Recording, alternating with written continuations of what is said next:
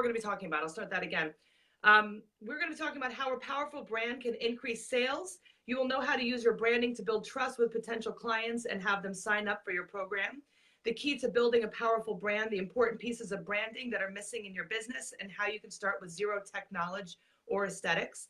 What exactly is a powerful brand? The one thing that might be lacking in your current branding business and is a game changer for your business. She is a confidence coach and brand expert. So, the reason why I had Kusha come on is because, there's a lot of people in the codependency and healing group and a lot of my clients that are looking to, of course, increase their confidence. And there's a lot of people really concerned about money.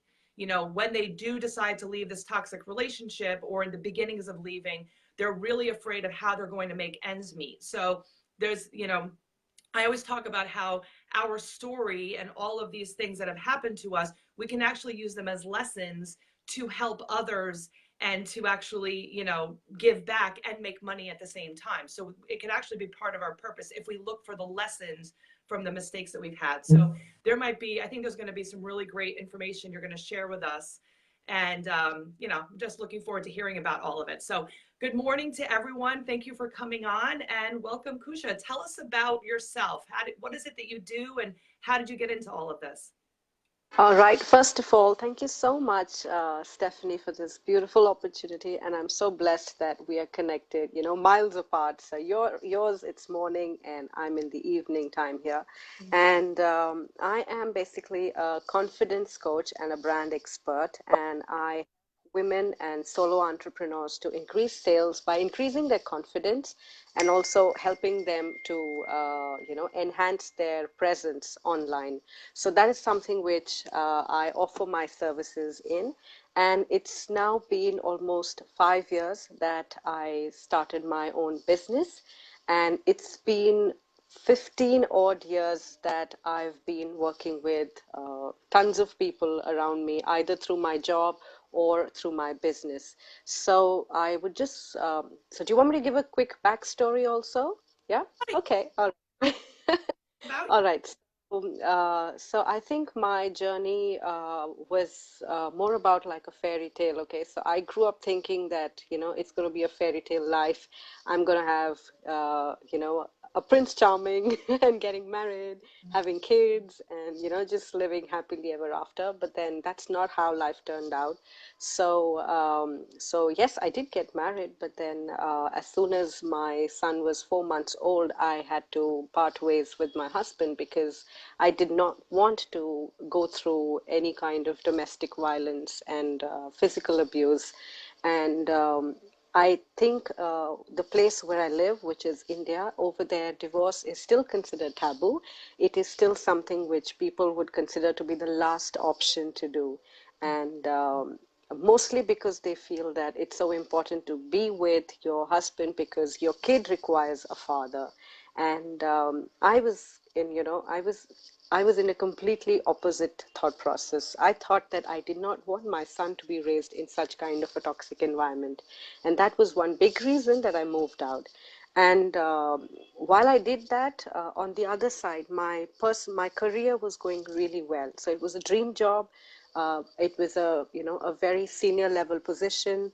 I had a lot of respect because I used to do training workshops. I used to take care of the onboarding of all the staff and employees who joined in. So that career was, it was flourishing. It was a six-figure income. Everything was going perfect. And I think I still continued with my job, till the time my son became 5 years old. And when he was five, he had to start going to school. That's the time another big thing hit in me, that he doesn't have a father. And if I'm also not going to be there around, who is he going to really grow up with? It can't be my grandparents all the time. So that's when I took the step of moving out of my job. So that's like 5 years back. And I thought that I have the skills, I have the talent, I have some savings, so why not just combine all these and start something on my own? And it's that day and it's here today that in the last 5 years, I've had no regrets, no feeling of resentment, no guilt, none whatsoever, that, that the two big decisions of my life could have been, something that I should regret, or I can't, I would have sleepless nights about. So in the last 5 years, what all have I really been able to achieve? So, well, if you say from a business perspective, I think I was able to get much, much more confident because I went through failures. Okay, businesses don't start over with overnight success. So I went through failures. I went through highs and lows. I went through a lot of confusions. Okay, I did not know what I wanted to do.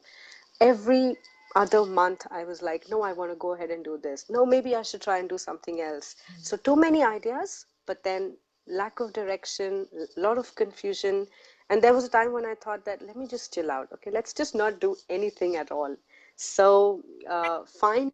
To just stop you right there, I think that that is the biggest thing. That's where people get stuck. Is that so? Here you were in a country that really frowns upon divorce. Against your family and religion and country standards and everything else, you decided, I am not going to put up with domestic violence. I am going to end this relationship and do this on my own. And then I'm going to start my own business because I want to be with my child and I want to raise him. And that fear that must have been so overwhelming.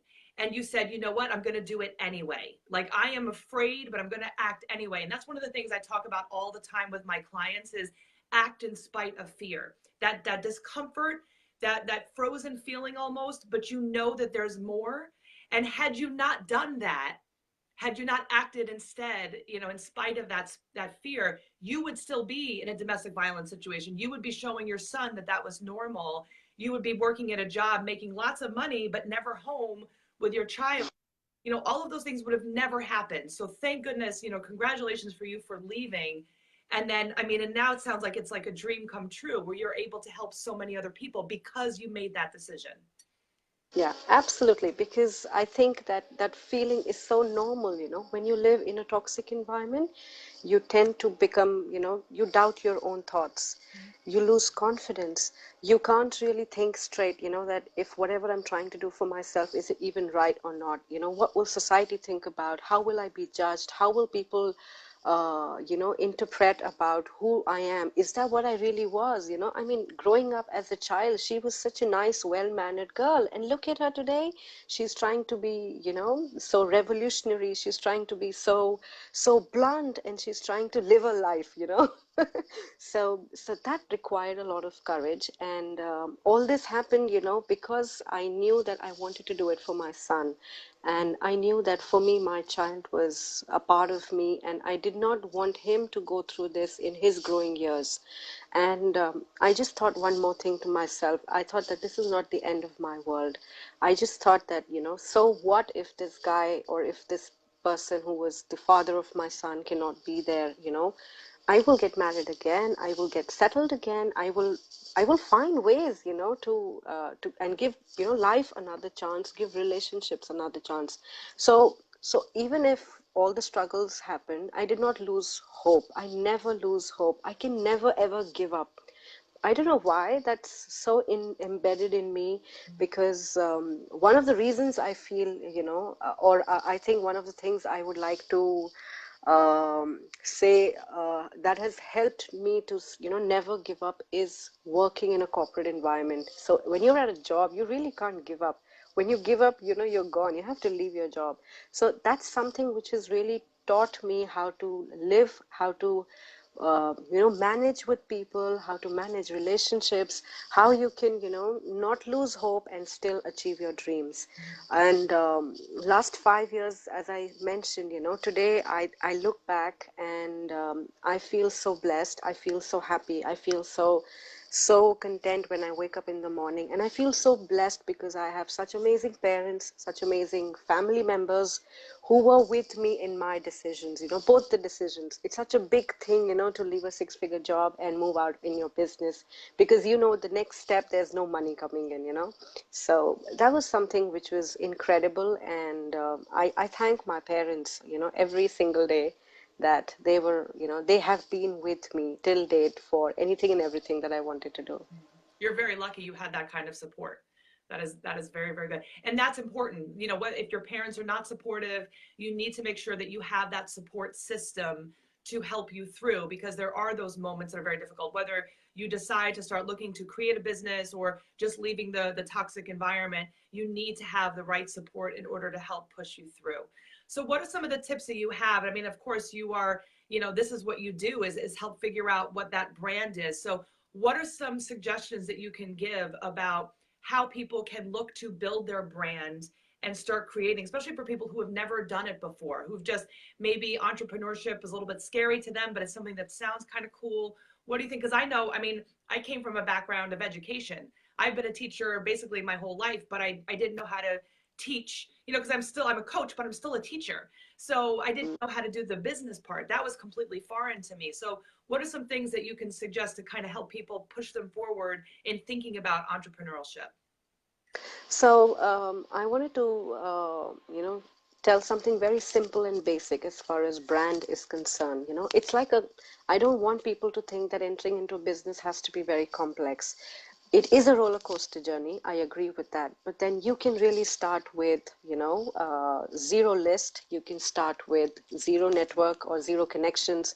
You can even start with zero investment, honestly. Okay. It's just about starting. Okay. And when I say branding, it just means, it means an image that you're creating in the mind of your customers or in the mind of people. So what is that perception you want to build in front of your, audience or your people or anybody for that matter? Okay, that's exactly what a brand is. All right. Now, it's also something with which people will remember you in your absence. So for example, today you and I have met, and we discussed things related to the struggles that we've had both as single parents, and then are moving on further, moving out of toxic relationships. Now, after this, what would you remember me as a person? So somebody who went through, the hardships of a relationship, and what will you remember me as a person? That maybe she was strong enough, she had the courage, she let go of fear. So these are such terminologies which will be left behind, once after this call or otherwise. So that's the impression that is getting built in your mind, and that is exactly again what branding can do. So as when you start in a business, I think that for your branding to be successful, uh, it's just about showing your personality. Okay, it's about giving a face to your business. Okay, so you're a coach. How do you really show your product? It's an intangible product, right? But then you do your, whatever is your personality, whatever is your values, whatever you truly believe in, and whatever you feel can help people. That's exactly what will exhibit in the form of a brand. So brand is nothing except for you and your personality. So this is the simplest way of understanding it, so that you have that, you let go of that fear of, oh my god, how do I start a business? You really wouldn't need anything. You just need to put yourself out there. That's about it. That's the first step that you need to take. And I love it because, especially as a coach, where we talk about discovering who you are, sharing your story, all of those things are what branding is. So sharing who you are, and I don't care what you're selling, but people remember who you are. You could be selling a necklace, you could be selling, a drink, you could be whatever it is. They remember you and your personality. So you got, writing down all those things that make you you, and sharing that story that makes you an individual and makes you stand out. That's what it is. That's what people want to see. That's what people remember. So yeah, instead of getting really overwhelmed by it, all of the things that you've ever experienced has helped you get to here. And all of those things combined together can help you be really successful in whatever your business is. So I'm going to have to end this, but I want to make sure that people are able to follow you on social media. And I'm sure in the notes we'll also write down how to follow you. But where can they follow you, and leave us with, one or two little tidbits that we can remember and, come back to you with. Okay, so I know we've got really a very short time with us. So for all the people who are listening to us today in your group, I think the best way to follow me is on my business page, which is by the name of the Bespoke Designs. I also have a private group, which is again by the name of the Bespoke Designs, and I have a website also by the name of the Bespoke Designs. So all similar, all same pages, and just send me a message and get in touch with me. I'm basically providing my coaching and branding service as a combination so that people are able to get that confidence to exhibit themselves in a much more easy, effective and impactful manner and become a brand in business. And just one more thing, just to let people understand this, that your brand will only come out when you share your story. All right.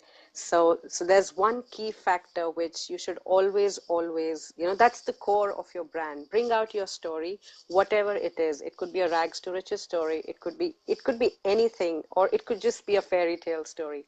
Bring that out. That will help you to build your brand.